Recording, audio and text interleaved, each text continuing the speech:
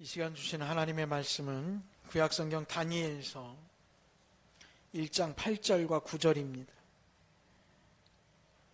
제가 가진 성경으로는 1231페이지에 있습니다.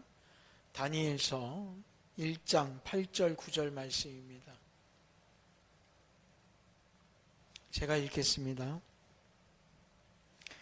다니엘은 뜻을 정하여 왕의 음식과 그가 마시는 포도주로 자기를 더럽히지 아니하리라 하고 자기를 더럽히지 아니하도록 환관장에게 구하니 하나님이 다니엘로 하여금 환관장에게 은혜와 긍휼을 얻게 하신지라. 아멘. 할렐루야. 이 시간 여러분들에게 은혜가 되기를 간절히 축원합니다. 제가 이제 찬양 가운데도 말씀을 드렸지만 이 송구영신이라고 하는 건 무구네를 보내고 새로운 한 해를 맞이한다라는 그 한자예요. 송구영신이라고. 근데 뭐 한자를 같이 병행해서 쓰지는 않지만 어떻게 보면 사실은 이런 것들이 우리들 정서 안에 담겨 있는 어떤 사실은 무속적인 부분들도 좀 있지 않았나라는 생각은 들어요.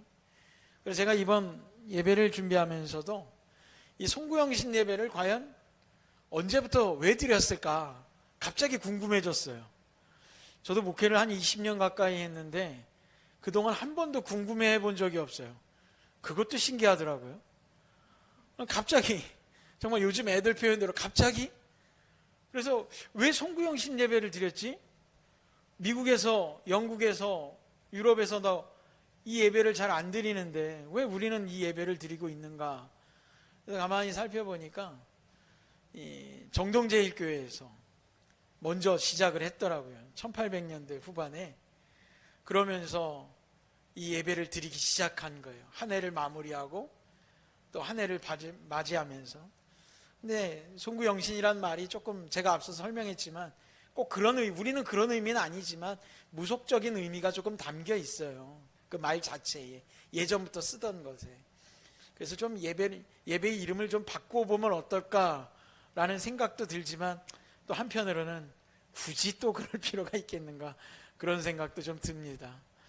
어찌됐든 어디서부터 누가 먼저 시작했던 예배함은 여러분 그 모든 것들이 기쁨이고 축복인 줄로 믿습니다. 그러니 이 시간에 예배 드리는 것도 얼마나 기쁘고 감사한 일이겠어요. 여러분 눈을 잘 뜨셔야 됩니다. 자칫 잘못하면 이 시간은 저도 피곤하고 여러분들도 피곤한 것 같아요.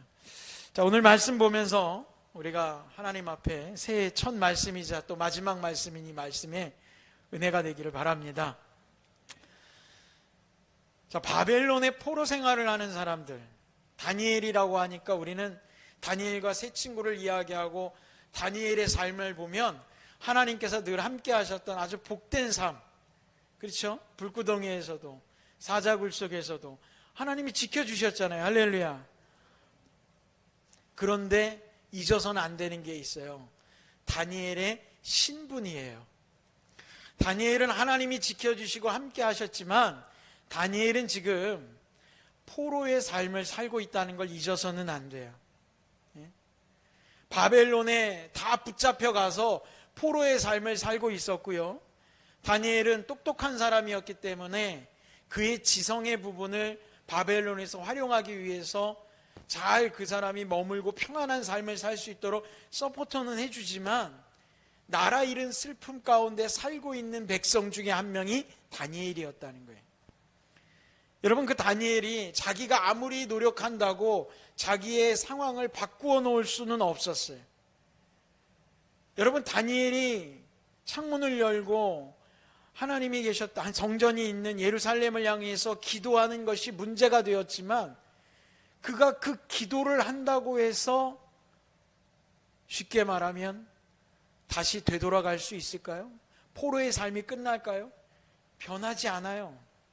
그는 창문을 열고 예루살렘을 향해서 아침, 점심, 저녁으로 기도를 했어도 그의 삶은 여전히 포로의 삶이었고 그의 인생은, 신분은 변하지 않는 인생을 살고 있었다는 거예요.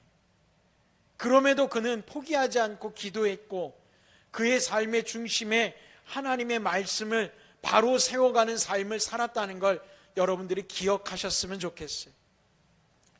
여러분 1년, 2년째 코로나19로 인해서 우리가 얼마나 힘겨워하고 있어요. 그 병명도 코로나19예요. 그죠? 19년도에 생긴 거잖아요. 이제 22년도란 말이에요. 우리가 이렇게 예배를 드리는 이 순간에 시계추는 계속 가서 22년도가 되고 있단 말이에요.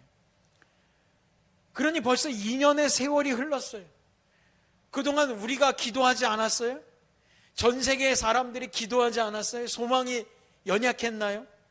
바람이 약했어요? 왜 하나님은 우리 기도를 안 들어주시는 것처럼 우리가 느낄 수도 있단 말이에요. 이 답답한 현실이 왜 끝나지 않습니까? 라고 우리는 원망할 수도 있어요. 다니엘의 삶을 보세요. 그의 삶은 변하지 않아도 그는 늘 기도했어요. 그리고 더 나아가 오늘 그가 아주 놀라운 일을 합니다. 제가 그랬잖아요. 다니엘은 그냥 노동자의 신분으로 포로의 삶을 살았던 게 아니라 그는 지성인이었어요. 똑똑했던 사람이었기 때문에 바벨론에 그를 붙잡아다가 그를 브레인 역할로 그를 나라에서 키워내고 있는 거예요.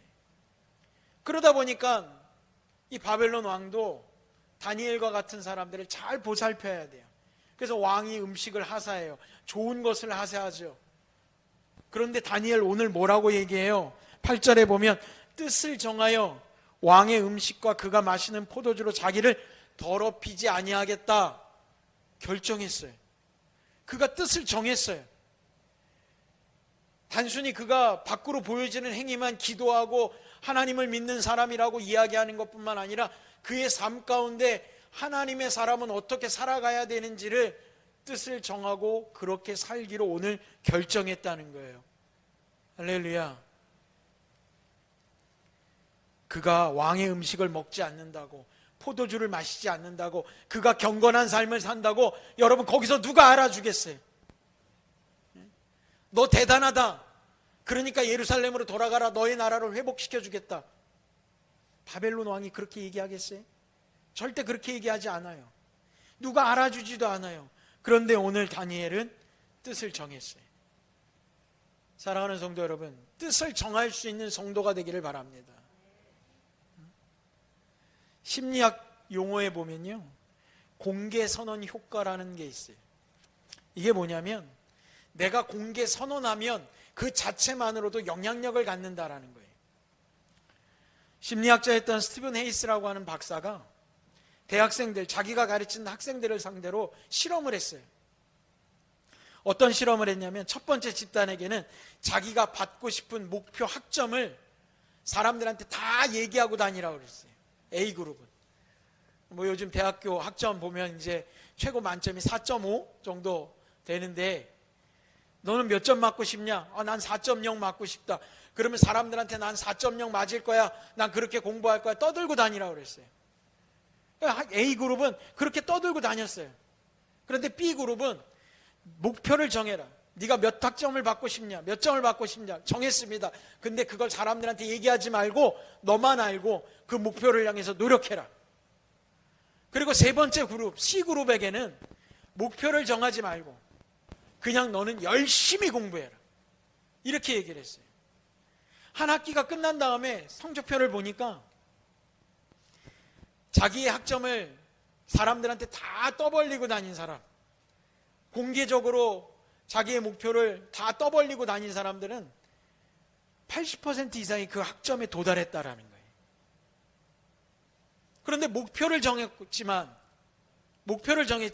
남들한테 그 이의 목표를 알리지 않은 사람들, 그리고 목표를 정하지 않은 사람들, 이 사람들이 놀라운 결과가 나왔어요. 둘 다 똑같았다는 거예요.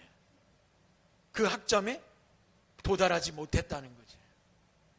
그러니까 결국엔 뭐예요? 아무리 목표를 정했어도 나만 알고 있는 것과 목표를 정하지 않는 건 어떻다는 거예요? 동일하다는 거예요. 그래서 공개 선언 효과라고 하는 것을 가지고 논문을 그 학자가 냈어요. 여러분, 우리가 믿음의 목표를 정해요. 내 신앙의 목표를 정해요. 그런데 그 신앙의 목표를 나만 알고 있는 것보다는 누군가에게 알려야겠죠. 그렇다고 여러분 옆에 있는 성도들한테 다 알리고 다니라는 이야기 하겠어요? 누군가 알아야 될 거 아니에요. 누가 알아야겠어요? 하나님은 아셔야죠. 할렐루야. 어떤 사람은 그래요. 목사님, 하나님은 우리 마음을 꿰뚫어 보셔서 말 안 해도 다 아세요. 여러분, 믿음은, 따라해 보세요. 믿음은 고백에서 시작된다. 할렐루야. 이건 제 얘기가 아니라 성경에 있는 얘기예요. 마음으로 믿어 입으로 시인해야 구원받는다고 그러잖아요. 할렐루야. 믿습니까? 입으로 시인해야 돼요. 하나님은 그 고백하고 시인하기를 원하셔요. 네? 여러분, 그래서 우리가 어떤 믿음 생활을 시작할 때, 이제 새로운 한 해를 시작할 때 우리가 그래서 이 시간이 중요한 거예요. 내가 기도하고 하나님 앞에 간구하고, 하나님 저 이렇게 살고 싶어요. 이렇게 살 거예요. 이렇게 살게 해주세요. 간절하게 매달려야 되지 않겠어요? 네? 사랑하는 성도 여러분, 정말로 주님을 사랑하신다면 주님 앞에 많은 이야기를 쏟아내세요. 그 중에서 여러분의 뜻을 정하고 목표를 정하고 주님 앞에 이야기하세요. 그런데요, 그 뜻도 아무거나 결정하면 안 돼요. 말도 안 되는 목표 정하는 사람이 있잖아요. 어떤 사람이 목사님, 저는요 정말 저는 11조 생활하고 싶은데 11조를 한 달에 한 100만 원 정도는 드렸으면 좋겠어요. 놀라운 이야기예요. 물어봐요. 그럼 지금은 11조 생활을 얼마를 하고 있으십니까? 아직 못하고 있어요. 그래요. 100만 원 할 수 있을 때 할 거예요. 그래요. 그 얘기를 듣는 순간 저는 무슨 생각이 들어요? 평생 못하겠구나. 여러분, 할 수 있는 걸 하라는 게 아니에요. 우리가 뜻을 정할 때는요, 주님이 원하시는 걸 해야지 돼요. 오늘 다니엘이 어떤 뜻을 정했는지 보세요. 그가 뜻을 정한 건 왕의 음식과 그가 마시는 포도주로 자기를 더럽히지 않겠다. 더럽히지 않겠다는 건 뭐예요? 하나님 말씀에 위배되지 않겠다라는 거예요. 내가 하나님 앞에 경건한 삶을 살겠다는 거거든요. 하나님 뜻이 무엇인지를 분명히 알아서 난 그렇게 하겠다라고 하는 목표를 세운 거예요. 여러분, 목표를 정하기 전에 우리가 반드시 깨달아야 되는 건 뭐냐면 주님의 뜻이 어디에 있는지를 아셔야지 돼요.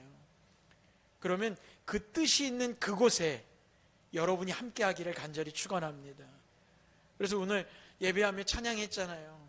뜻하신 그곳에, 주님 뜻하신 그곳에 내가 있기를 원합니다. 할렐루야.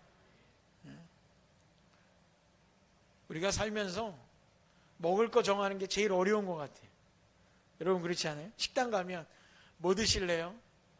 아무거나 먹어요. 전 진짜 어디 밥 먹으러 가는데 누가 아무거나 먹자 그러면 답 없어요. 그래서 저는 우리 집 식구들은 좀 아는데 저 그냥 정해놓고 먹어요. 우리가 그러잖아요. 운전하고 가다가 고속도로 휴게실 들어가요. 그럼 뭐 드실래요? 휴게실 가면 요즘 음식 얼마나 많아요. 그죠? 근데 전 정해놓고 먹어요. 전 돈가스밖에 안 먹어요. 고민할 필요가 없어요. 백반집 가면 순두부찌개 먹어요. 고민할 필요가 없어요. 그게 제일 좋아요. 그게 좋아서 먹는 게 아니라 그냥 정하게 되더라고요. 그냥 음식 정할 때 그런 생각을 해요. 이거 우스갯소리지만 우리 집에 없는 거 정하거든요. 김치찌개도 된장찌개도 집에 가면 언제든지 먹는데 순두부는 없는 것 같아요. 집에 사오지 않으면 없잖아요. 식당 가면 그래도 그거 먹고 휴게실 가면 돈가스 먹고 전 좀 그런 스타일이에요. 그런데 뜻을 정하기를 참 힘들어하는 사람들이 있어요. 그래서 그러다 보니까 남들이 하는 거 따라가겠다 그래요. 너가 정하는 거 그냥 따라갈게. 꼭 그래요. 식당 가가지고 메뉴를 하나로 통일하자고 바득바득 우기는 사람이 있어요. 뭐 메뉴가 통일돼야 남북이 통일된다나? 말도 안 되는 얘기를 해요. 그죠? 여러분, 우리의 뜻이 어디에 있어야 되느냐? 사람이 살면서 뭔가 뜻을 정할 때 기준이라는 걸 세워야 되는데, 우리가 믿음의 뜻을 정할 때는요, 그 기준이 어디서 나와야 되느냐? 철저하게, 제가 이 표현을 꼭 쓰고 싶었어요. 철저하게 주님에게서부터 나와야 될 줄로 믿습니다. 내가 정하는 거 아니에요. 예배 드리는 것도, 헌금 생활하는 것도, 기도 생활하는 것도 다 자기가 정하려고 그래요. 내가 편한 시간에 내가 할 수 있는 것, 물론 내가 할 수 없는 너무 부담스러운 일들을 하라고 하나님 그러실까요? 그러지 않으세요. 하나님의 뜻이 어디에 있는지, 하나님이 무엇을 원하시는지 여러분 분명히 그것을 묻고 또 물어서 우리가 그 안에 주님과 동행할 수 있기를 간절히 소망합니다. 결국엔 뜻은 내 생각대로 정하는 게 아니라 오늘 다니엘이 정한 것처럼 하나님께서 원하시는 대로 정할 수 있어야지 돼요. 자, 그런데 마지막으로 한 가지만 더 보고 말씀을 마칠 거예요. 오늘은 뭐 더 길게 해도 힘들 것 같아요. 그렇죠? 여러분 뜻은 누가 정했어요? 다니엘이 정했잖아요. 마음은 누가 먹었어요? 다니엘이 먹었어요. 왕이 주는 음식을 안 먹고 포도주를 안 먹고 더럽히지 않은 건 다니엘이 있어요. 복은 누가 받아야 돼요? 다니엘이 받아야 돼요. 그죠? 오늘 말씀의 9절에 누가 복을 받았어요? 그럼 9절 한번 다 같이 읽어봅시다. 시작. 하나님이 다니엘로 하여금 환관장에게 은혜와 긍휼을 얻게 하신지라. 할렐루야. 여러분 은혜의 비밀이 여기에 있어요. 뜻은, 마음은 다니엘이 정했는데 복은 누가 받아요? 환관장이 받아요. 왜 이런 일이 일어날까요? 여러분 소돔과 고모라 왜 무너졌어요? 죄를 져서 무너졌다고 이야기하잖아요. 죄악된 도시라 무너졌다고 얘기하잖아요. 그죠? 그런데 거기에 그 많은 사람들이 다 의인일 때 살아나는 게 아니라 의인 10명만 있었으면 여러분 그 땅은 멸망하지 않았어요. 믿으십니까? 여러분 한 사람이 다니엘과 같이 뜻을 정하면, 그리고 주님 앞에 거룩함에 주님께 영광을 돌리면 여러분 그 집이 복을 받아요. 옆에 사람이 복을 받아요. 그와 함께 나누고 있는, 마음을 나누는 모든 사람들이 복을 받아요. 그게 빛의 영향력이라는 거예요. 예수님 우리에게 뭐라고 말씀하셨어요? 너희는 세상의 빛이 되라고 말씀하셨잖아요. 빛은 밝기를 낼 때 나 혼자 밝지 않아요. 여기 전체를 다 밝게 해준단 말이에요. 한 사람의 올바른 크리스찬이 여러분 세상을 밝힐 수 있어요. 세상을 긍휼하고 하나님의 은혜로 뒤덮게 만들 수 있어요. 우리가 뉴스에서 보면 흉흉한 사고들을 접하면서 세상이 말세라고 혀를 찰 일이 아니라, 여러분 한 사람이 뜻을 정하고 예수 그리스도의 사랑을 증거하기 시작하면 여러분 흉흉했던 세상도 아름다워질 거예요. 전 그렇게 믿습니다. 믿으십니까? 다니엘이 뜻을 정했는데 그 다니엘을 돌보던 환관장에게 하나님이 은혜와 긍휼을 내리신 것을 보면서 우리는 얼마나 많은 것들을 기대할 수 있는지, 얼마나 많은 것들을 기대케 하시는지 그 하나님의 놀라운 섭리를 이 안에서 발견할 수 있어야 됩니다. 사랑하는 성도 여러분, 2022년도가 밝았습니다. 이 한 해 동안 여러분이 뜻을 정하고 여러분이 마음을 정해서 하나님의 영광을 나타낼 때 여러분을 통해서 세상을 아름답고 밝게 주님이 역사하실 줄로 믿습니다. 기도하겠습니다.